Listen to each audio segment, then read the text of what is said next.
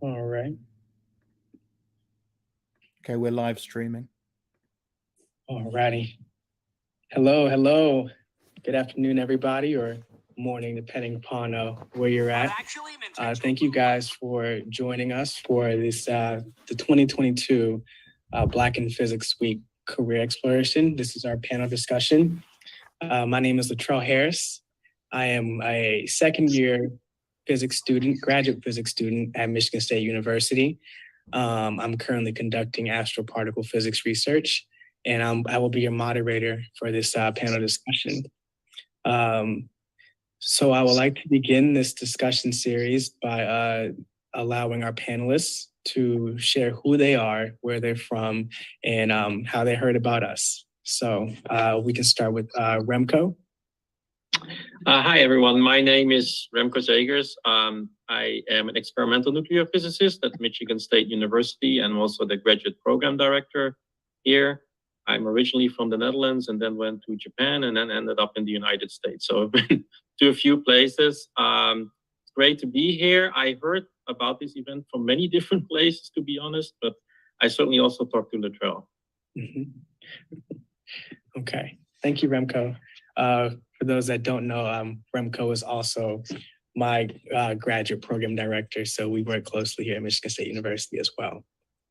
Can you give an introduction, please? Yes. Hi, my name is Hiro Tanaka. I am currently a professor of particle physics and astrophysics at Stanford University, and also director of research of its fundamental physics directorate at SLAC. I work primarily on research in neutrinos. I was born in Pittsburgh, Pennsylvania, and grew up on Long Island, and then just kind of bounced around between the East and West Coast every now and then, and now I'm on the West Coast. So I wanted to thank Latrell and I kind of joined this process late and for sneaking me in and making everything work, and then and also thanks to Kendall who alerted me to this opportunity, and I'm really happy to be here. Thank you. Thank you. And Hiro, how did you hear about us? Oh, through Kendall. Yeah, she said, "Well, we're Slack, and you're do something." So you're right. Awesome.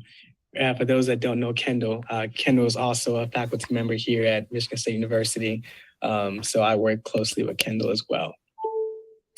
Let's move on to our next panelist. Wayne, would you like to introduce yourself, please? Yes, my name is Wayne Schlingman. I am the planetarium director here at Ohio State, and I am in the Department of Astronomy. And I heard about this from Caprice Phillips, who is one of the organizers for Black in Astro. So this was on my radar, and we also kind of signed up late. So thank you all for helping us get to here now as well. Awesome. Thanks, Wayne. Next, we have Marika. Hello, everyone. My name is Marika. I am probably the least traditional person out of here. I am currently a graduate student at University of Florida, working on my PhD in astronomy. But I am actually here today on behalf of my company, Marika Aaron Tutoring Services. And also, I am a career engineer and all sorts of other things. So I'm here to kind of talk about maybe less traditional routes in the field of physics. I'm also a founder of Black in Physics Week, and also the social events lead for this week. So all the fun events that we had this week were partly due to my leadership. Amazing. Thank you, Marika. I also remember you from NSBP, the conference. Yeah. Okay. So I hope to see you again there this year as well. Okay. And next we have a representative from BNL, Jasmine. Yes, there we go. Actually, I'm replacing Marcia. So it's Michelle Nemrick. So nice to meet all of you. Also nice to hear a fellow Long Islander, Hiro. So, hey, from Long Island. So Michelle, I'm a talent acquisition manager with Brookhaven National Lab. Very, very new to the lab environment. I started here in February. So it's really exciting to see all these various initiatives, but I've been in quote unquote industry. I didn't know that I was in this other sphere for over 15 years of my life, managing talent acquisition teams. So here to represent physics and excited to meet everybody and to introduce you all to Brookhaven National Lab. Thank you. Thank you so much. Sure. Guys, I have to relocate. I'm currently on campus and there's a meeting in this room. So if you guys can give me like 1 minute, I'm going to go down the hall really quick. While he's doing that, I guess I can kind of take over. I want to just thank everyone for being here. I'm so excited to be part of this event. I'm so excited that you all were able to make it. We are really thrilled that we were able to get so many great companies and organizations to come and support this event. And we really hope that the viewers here get to learn something about all the different possibilities that are available to you when you pursue physics. And so I believe that Latrell will have some questions for us as we go around, but I think I could start with a question. Oh, he might be back already. Look at that. Look at that. I am, but I would love to hear your first question. I was gonna just make something up. It hadn't even come yet. All righty. So I will go ahead and jump into our panel discussion. So the first question for today is, what opportunities does your institution and or company provide for students or employees to engage with community? And I would like to direct this first question to Marika. Nice. So my company, as I said, is a tutoring company and it's newly officially founded. I have been a tutor privately on my own and with various companies throughout for basically the last 20 years or so.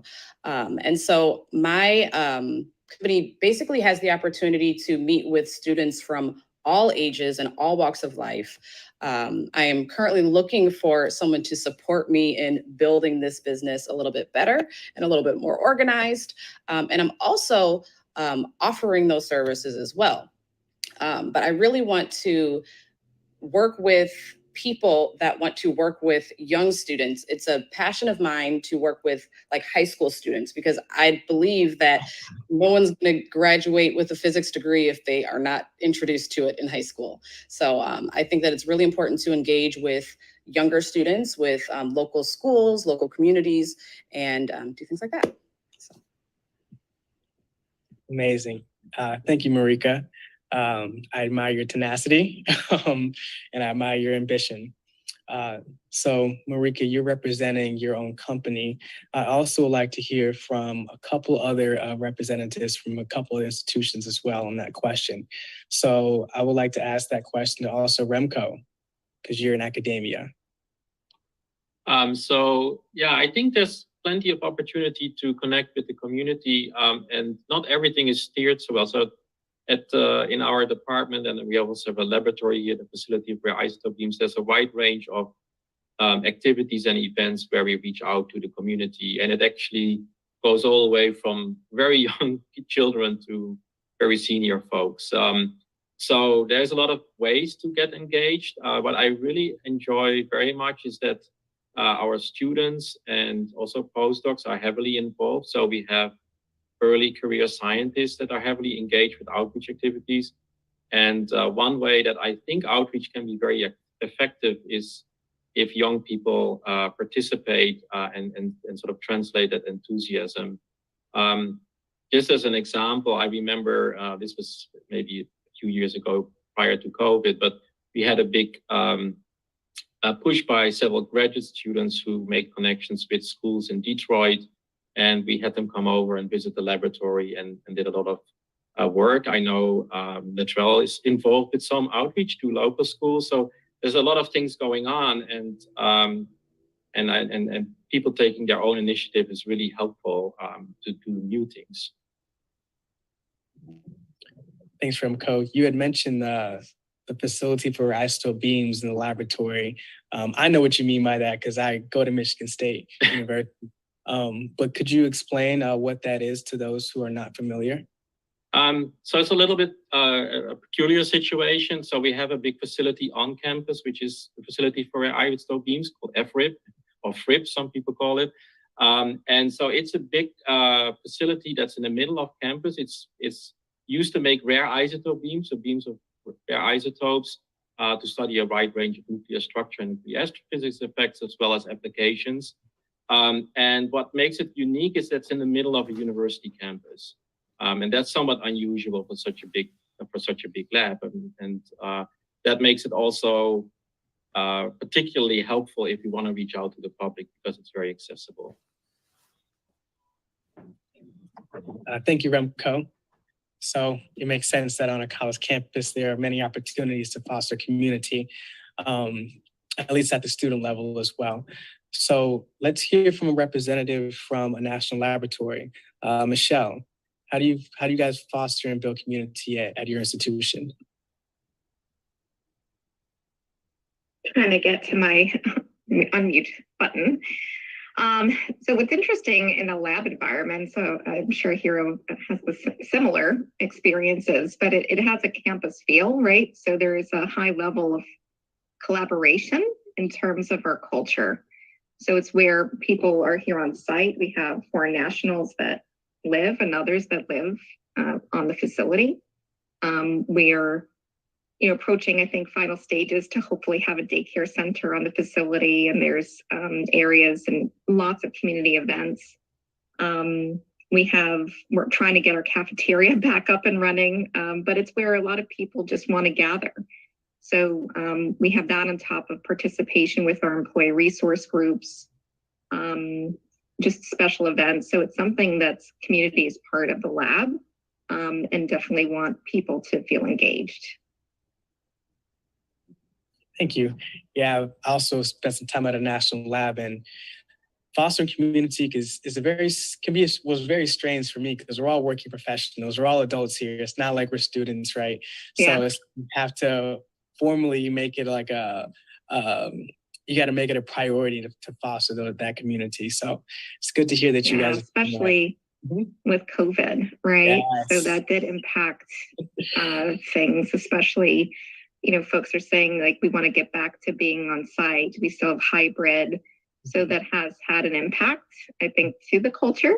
But a lot of people are coming back on site and more on in-person meetings. And you can definitely see the change, especially since I joined back in February. Yeah.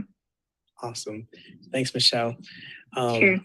I do want to also address the audience here. Please, any questions that you have as this conversation is going on, please feel free to put those in the chat. And at the end of our discussion, we'll have a 10-minute Q&A for all those questions to get answered, okay? All righty. Okay, so the next question I want to ask is, what does a typical workday look like for a student or employee at your institution or company? And I would like to steer this question towards Hero first. Okay, thank you. Yeah, so at SLAC, we have a lot of different kinds of people working. So let me talk about what I'm closest to, which is sort of the researchers and the scientists, graduate students and postdocs. And so I think there are sort of two important features that we work quite a bit in international collaborations. And so while we have a group at SLAC, we're typically working with people all over the world on enormous projects in high energy physics or nuclear physics or basic energy sciences. And then the second thing is that we're on the West Coast. So we're always a little bit behind everyone. And so that means that usually the mornings where it's later in other places is we often spend like checking in with our colleagues across the world through Zoom meetings and whatnot, and sort of seeing how we're doing in the big picture of things. Once that's done, then we sort of get to work, right? We would have some of us work on putting together detectors, operating them, upgrading equipment and maintaining them, and getting data out of those things. A lot of our work is heavily computationally driven, so we have to write software and analysis code to analyze the data. And so one nice thing that we've had coming together since the pandemic is that a large number of people sort of working on a common area of research will actually get together in the same room. And you might just be working by yourself, but then if you have questions or you want to get feedback, then you have a sort of a team of people out there right next to you who you can consult with. And then so that's sort of the most of the day. I think we starting also to get some habit of having like a coffee break both in the morning and the afternoon in addition to lunch. And then we just kind of chat about whatever's going on, right? And then whether it's at home or sometimes we run into people that we don't usually talk to see how they're doing and what they're up to. Very nice. So would you say that at Slack, it's more of like a 9 to 5 kind of thing, or it's more like you make your own hours? You know, what's it like? Yeah, I would say that it's 9 to 5 with errors, right? We don't have any time that we insist that people come in, but obviously, in order to engage with people, you have to be together, and so we often like sort of take a poll each week to see when people plan to come in, and then based on who you want to talk to, you might decide to come in a little bit earlier or stay a little bit later, and so I think it's pretty flexible in that regard. Very nice. Good to know. Wayne, what about OSU, Ohio State? What's the workday look like? So for normal researchers, the people on the faculty track, postdocs, and graduate students, it looks a lot like what Hiro just described, where there's a lot of time in your office on telecons. And sometimes, since we also have collaborations around the world, you might have multiple meetings that some start really early, some start really late, depending on which half of the world you want to talk to. So there's a lot of that type of activity. And one of the ways that we sort of build some community as well is we have Astro Coffee at 10:30 every single day of the year that the university is open, where a large chunk of the department, including undergraduates, graduate students, postdocs, and faculty show up to talk about current research. So it's a great way to sort of feel out what's interesting and everything like that. Now, my position is sort of outreach. I run the planetarium, and so I am teaching and training people in the planetarium and giving shows and interacting with student groups and doing a lot of sort of the outward facing stuff. So my days are not anywhere from like that 9 to 5 thing. They're basically as scheduled. And so I have to watch out for not just working 24 hours a day, but that could be anywhere from, taking meetings early in the morning and then running star parties all the way till midnight. But we usually have a lot of people involved and a lot of people interested. So it's not all just, dragging everything yourself. It's just energizing other people and supporting them and what they're fascinated by. So it's a lot of fun. Wayne, it sounds like you really, really love what you do. And I love to see that. Anybody that's willing to work 24 hours, they really enjoy what they do. So it's good to know. So would you say you have a healthy work-life balance? Is that typical for people in your position or at your institution? So I think that there are times of year where I have a really good work-life balance. And then there are times of year called October, which are not a good work-life balance because everyone's coming back. You have homecoming, you have a lot of great months and days to do special events. And then like all of the applications are starting, right? And so because I work with so many undergraduates and graduate students, a lot of that mentoring happens and it just, it takes time, but I get to reap those rewards later when they're successful and they get to go on and do great things, or sometimes they get to bring their own energy back later on. And that gives me sort of a secondary role, but then they can take over and do all these wonderful things. Understood. Thank you very much for addressing that question. And I also want to ask that question to Marika, because you are in a very interesting position. Because you can kind of set your own hours, can't you? So what does it look like for you? Yeah, absolutely. So already being a graduate student, there is a lot of flexibility as far as there aren't necessarily as many meetings or classes that you have to specifically be at any particular time. So I'm able to kind of really set whatever hours I want. However, it is kind of limited to when the students are available. So with the tutoring service, you are making yourself available when the students are available. And if you're working with middle school students, you can't do it before 3 o'clock before they get home from school. You can't do it after 8 o'clock because then they got to go to bed. So there is a little bit of limitation there. However, it is really whatever you want to make it. At the same time, as an entrepreneur, that does also kind of mean you're on the clock all the time. So you have to always be ready to communicate, to deal with any problems that come up, scheduling and managing people, managing these, first graders who don't know how to use a computer. That's a difficult thing to tutor on a computer when they don't know how to read, and you're teaching them how to read. But it does end up being pretty fulfilling because you get to really follow students through their progression.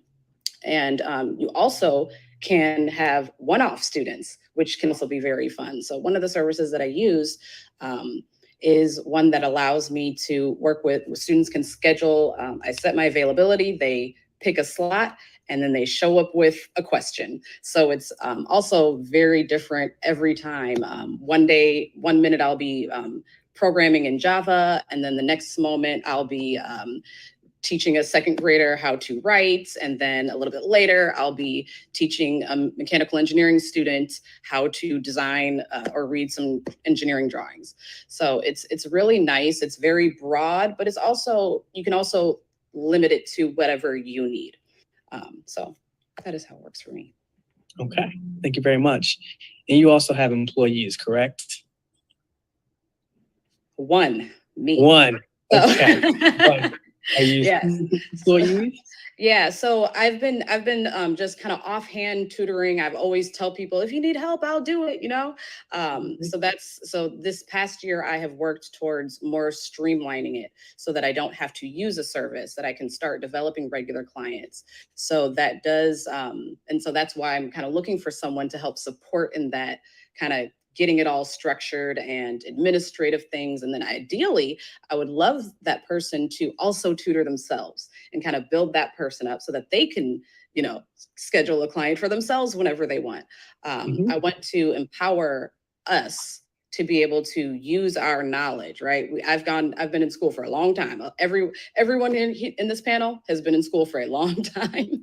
And there's a lot of ways to use that knowledge. You learn a lot of stuff that you will never use in your job, but you can pass that knowledge on to someone else and make someone else's education a little bit easier. They don't have to spend as many tears crying over that Galaxies assignment if you can give them a few tips and tricks. Understood. So it sounds like you are in the business of helping others enhance and develop their careers at a very young age for some of these students, right? So that's a beautiful thing because you're doing that independently. What about on an institutional level? Remco, is there anything MSU has to offer, any unique opportunities for career development and enhancement?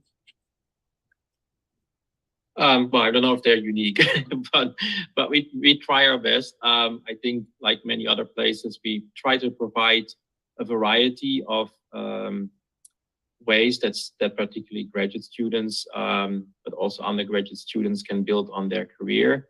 One thing that we have tried to do, or we're in the process of trying to do, is to create a little bit more time for career building, and that has meant changing a little bit how we run our graduate program. So we definitely shifted a little bit more from, certainly in the first 2 years, more coursework focused to more learning through research. And I think that's very helpful. We did a survey in the department asking what people thought, what the best, how you would learn the skills that you need for your future careers.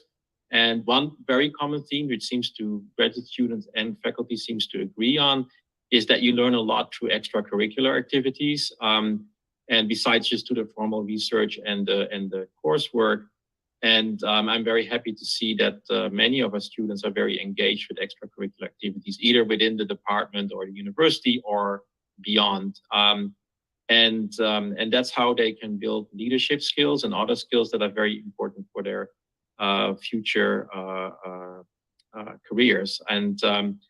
And we try to stimulate that as much as possible and support these organizations that do these activities and organize them.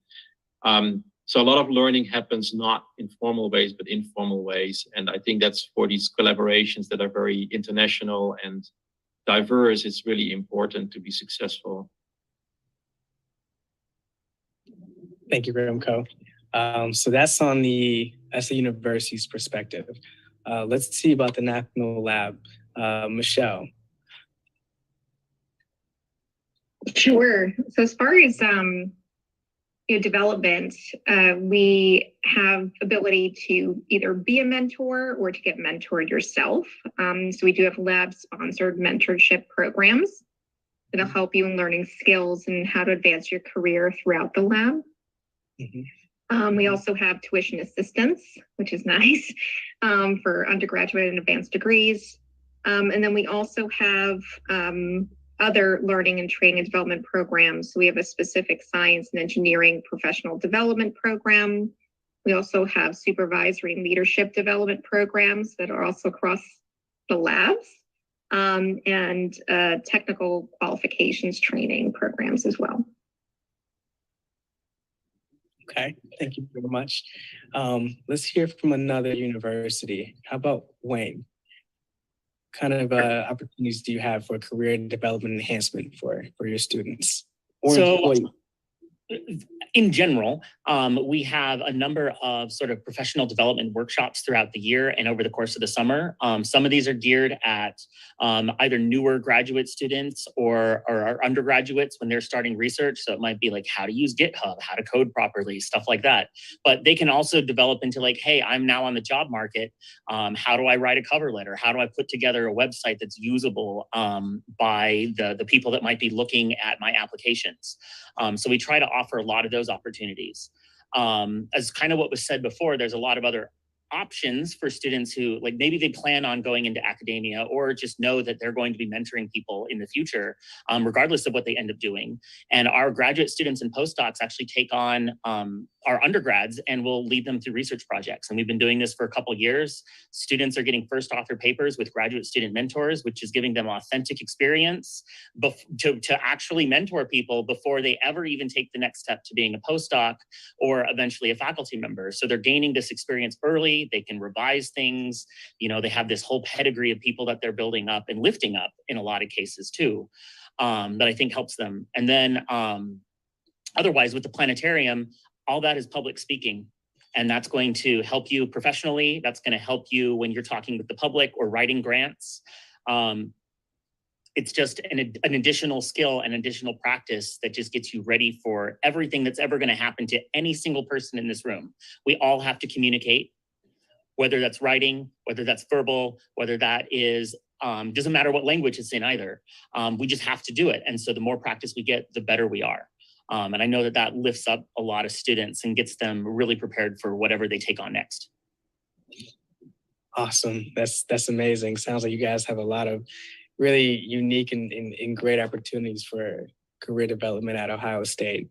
And I would assume there's also great opportunities at SLAC, right, a prestigious laboratory. So Hero, is there any opportunities for career enhancement for students or scientists at your institution?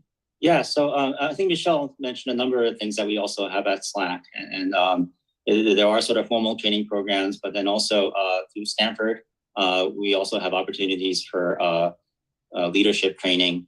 So people who are sort of preparing to manage and lead teams and how to manage such a thing. We have courses on that we can take. And then the Department of Energy itself also has various programs like Project Leadership Institute and other things where we can nominate people and send them off to participate in sort of a broader community. I think one thing that's also I started to realize is just so important is the idea of a cohort or a sort of network of people that you can work with, people who are in the same boat as you are, who are facing similar issues or have experience dealing with the similar problems. And so I've also seen that the laboratory has, and across sort of the complex, the National Laboratory Complex, sort of getting people together who, people who are doing similar things or who have experience doing a similar thing, so that they can connect, they can talk to each other and learn from their experiences and make the best of that. And it's not formal training, but having that kind of network of people that you can turn to for help is absolutely essential. Nice. So back to fostering community, I see, which is good. Sorry to jump in there. So like also amongst national labs, it's not uncommon that you won't see folks move amongst each other. So there's definitely sharing of networks and talent and resources amongst the lab community. Yeah. Awesome. Yep. Thanks for adding that, Michelle. It's very important. Okay. So this next question, you guys, is Black in Physics Week. So this is a question I want to ask to every one of our panelists. So the next question is, does your institution offer any opportunities specifically to support students from diverse backgrounds? And if so, can you give examples? And I would like to start this question with Remco. So I think our support for, it's actually quite a hard question, but I think we try very hard to support the students in a very general way. And if we do it well, that should really support students of all backgrounds. So changes that we make to the programs, the things that we do should help all the students, and but it will help students in different ways. I think one of the key things that we're trying to do is help the student organizations, because very often the student organizations are really providing a lot of support amongst different groups of students with different backgrounds. And as Latrell knows well, there's a recent new chapter that Latrell co-founded of NSBP here at MSU. So that's one way where the department or EFRIP can provide support, and that can come financially or in other ways. And that's often more effective than us trying to do something completely independently, in my personal opinion. If we can work with student organizations, that's really helpful. We have a student organization called WAMS, which is Women and Minority in the Physical Sciences, that has been active for more than 10 years now. And similarly, that organization has done a lot of stuff in support of students in various different ways. And we try to work with that organization and basically enhance what we can do. One thing that we're currently spending a little bit more focus on, so we have been more successful recruiting students from diverse backgrounds, which is great. But we also realize that there's things that we need to do to support students from diverse backgrounds. And there's certainly some new things that we have to pay more attention to. So we're working across campus with people that I had never spoken to provide those services in the, to the students. And I think that helps students who come from backgrounds that are different from most of the students in the past. And that can be support in various different ways. It can be very practical, can be financial, can be in terms of finding the right resources. And certainly that's something that we need to do more on. But I think that's an important component of what we're currently starting to focus on more. Thank you, Remco. I would like to ask that same question to Michelle. Just jotting down notes of all the things I don't forget. So clearly events like this, right, connecting with MSIs and MOUs, we go to associations like National Society, National Black MBA. We're also going to NSBP next week. We have the GEM Fellowship, if that's familiar to anybody. We also have internship programs that are specific to offering opportunities. We have DEI councils that are part of our hiring committees to ensure, that there are considerations made, and, also ERGs. So we have the AAAG that's on our campus, so people can feel connected, and also help influence change, right? And in the environment that we're in. Thanks very much, Michelle. It sounds like you have a lot of programs current for a lot of students, which is good to have. Okay, so next I want to ask that same question to Marika. Nice. I'm so excited for this question because basically my life is one big diversity outreach example. As a minority female student, turning adult, non-traditional student with a 10-year-old child who had to homeschool during COVID, my life is a diversity outreach opportunity. And so a lot of the things that I do personally is doing things like attending events like these, founding events like these. I was president of various and founder of various organizations, including my National Society of Black Engineers chapter at UWM, and was the president of that for 4.5 years. I also founded Black Women in Science. I ran ACMW, which is Association of Computing Machinery. But all of that being said, that's not really where the outreach comes from. The thing that I'm most passionate about is identifying the struggles that people who look like me have. And those struggles tend to be things like finances, things like struggling with the coursework and not having a support system. I kind of alluded to it earlier, but I spent so many years, so many tears over my physics assignments without support, with being told by my professors that I wasn't trying hard enough, and getting those poor grades and just having to make it through. And so the mental health aspect of it all, the not being able to afford to go to attend a conference and leave my child unattended, or having to take him with me. So those like very real barriers are the things that I think that a lot of us need. If we had that support, if we had that support, we'd be able to do more. I attended a PWI, a primarily white institution, where I was the only female, the only Black person in my physics department, which is why I was in NSBE, because there were Black engineers. So there weren't, I would have been the only one in the NSBP chapter. Attending events like that and building that support network has been really integral. So some of the things that I do with my tutoring is specifically reach out to just the people that I know, right? So I'm working with students to actually get them through the material, right? It's not that we can't do it. It's a lot of times that we maybe don't have the ability to go to the study group that everyone else in the class is attending because we have other responsibilities. We have to go to work, right? We have a job so that we can, be in school. And so I like to help address those issues. Literally just today, one of my friends in a chat group, we worked on salary negotiation as she's working on trying to change her job. So working through those really real aspects that can negatively impact your ability to succeed. A lot of people don't really understand or realize sometimes that it costs to go to school. It costs to be a graduate student. One of the reasons that I have started this business is because I was able to double my gross income on the side by doing this, by just helping students understand how to do algebra, drawing triangles and doing geometry and trigonometry, explaining Newton's laws so many times, because that's the first thing that you do in the beginning of the semester.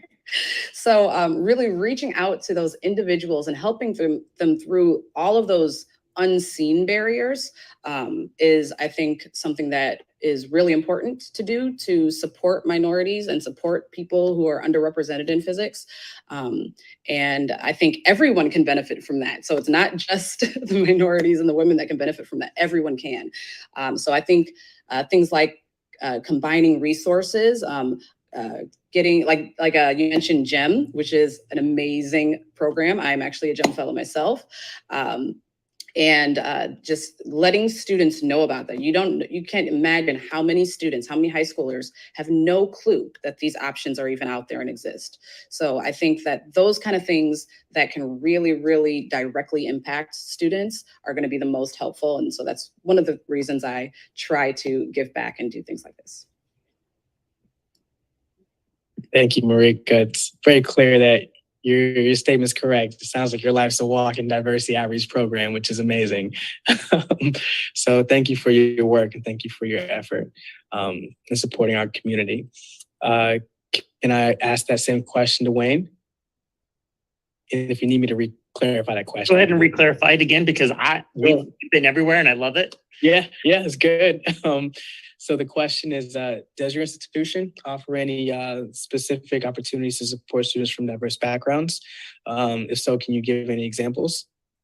So the institution as a whole has, we're an enormous university. So there are quite a few supports for first generation students, for our Black students. But the things that we do in both physics, astronomy, and then our partners, since we're also in the same building, chemistry, we all have bridge programs. So we're bringing in additional students every single year. And one of the things that we do is we work with them. We actually work with them and help them succeed. most of the time, it's not just that they're like maybe a little bit behind on something. They just need that extra time, right? Like we all have to grow up. We all have to figure these things out. And so that extra support and time and that personal one-on-one time with each of these students makes a huge difference. And then they also make a huge difference because like Marika, they all want to give back. And so providing those opportunities for them to stay involved in either helping out our minority students that might be years younger than them, either in the same program or in their undergraduate positions, or just creating these big cohorts that we've talked about. We've talked about this community building, and that is a huge part of making all of these things actually work, at least the way I see it. So like having those programs is great. The other thing that we do is we do try to make sure that all of our students who identify as a minority can go to the conferences where they can see other people and meet other people like them. So whether that is NSBP or SACNAS or other things like that, where people can meet each other and they can like grow and they can say like, hey, there's other people in the field like me. I don't have to just be here. That helps us, generate larger and larger cohorts from year to year. And I think that makes a big difference for the undergraduates that I work with a lot and for our graduate students and postdocs. Thanks, Wayne. And just for those in the audience who may not be familiar with what a bridge program is, can you clarify that really quick?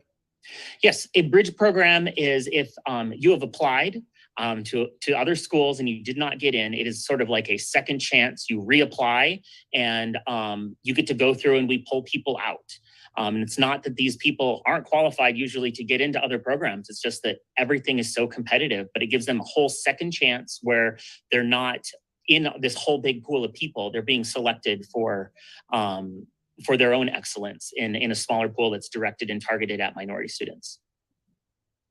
Thanks, Wayne. Can I add to that actually as well? So another great thing about the Bridge program is that it builds a cohort.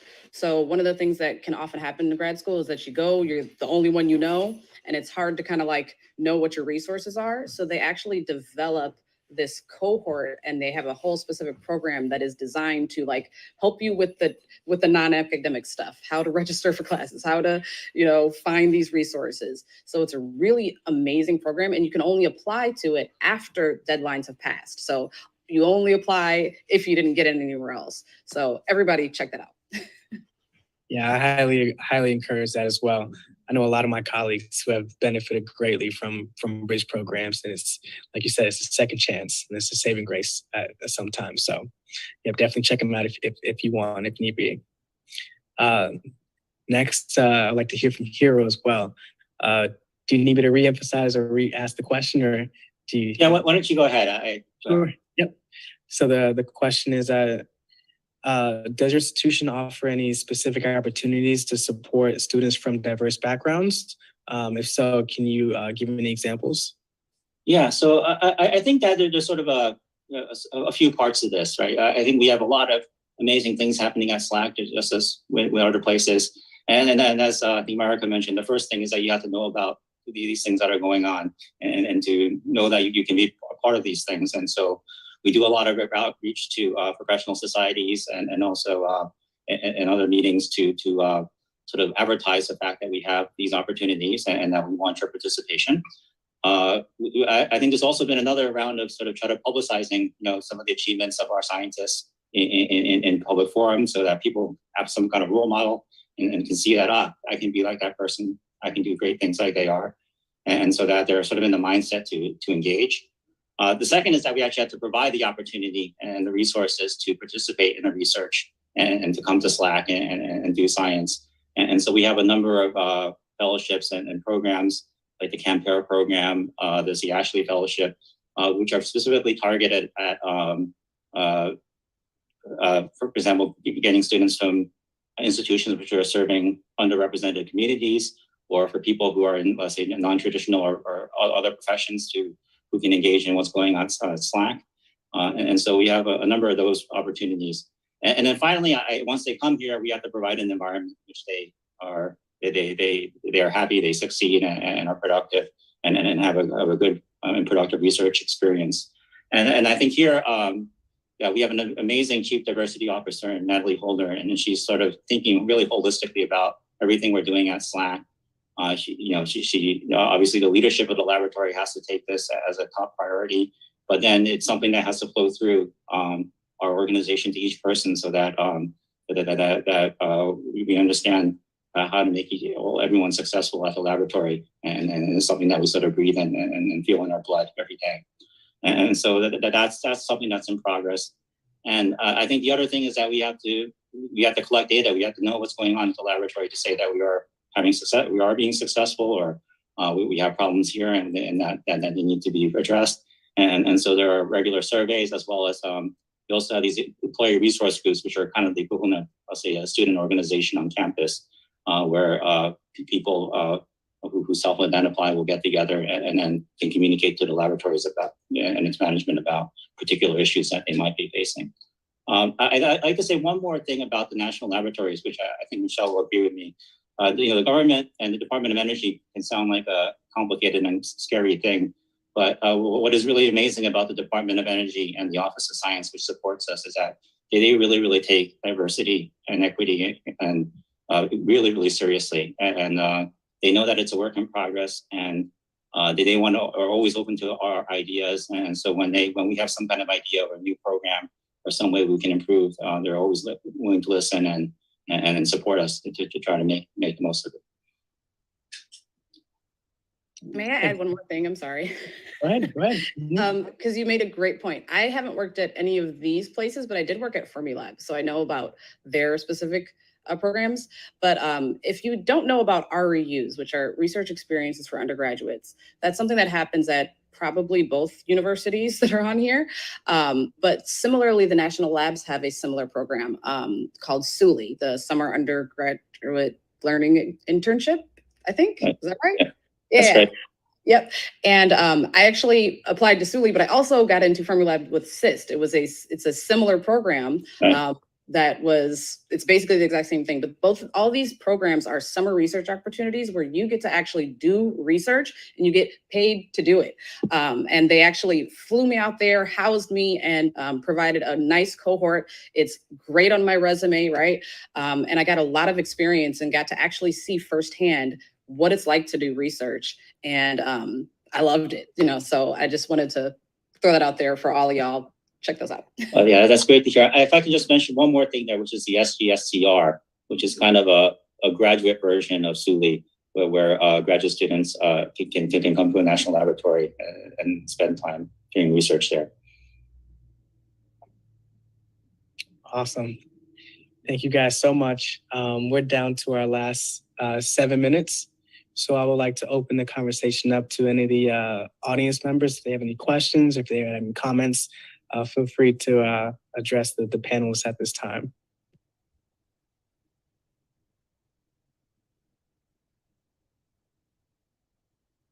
I do see a comment a question in the chat. I'll read it aloud for everyone. It says, can you work as a postdoc even though I am not interested into becoming a professor? I don't personally have experience with that one, but I can guess, yeah. I picture it without knowing, I'm a lowly undergrad, I'm a lowly grad student. My understanding is that postdocs are kind of like a year-long or contract type of position. And some people will do 2 or 3 before they become faculty, or 1 or 2, and then move out into industry. But I believe, my understanding is that it's absolutely, completely acceptable and encouraged. Thanks, Marika. Thank you. I just saw that question. Hiro, would you like to answer as well? I'm sorry, I was going to come up on a different point, but yeah, I completely agree that a postdoc is an opportunity, right? And then what you do with it is up to you afterwards. And so we especially, let's say at SLAC, where we're in the middle of Silicon Valley, there are a lot of people who come here, they learn some amazing skill, and then they go off into industry to do something amazing outside of academia.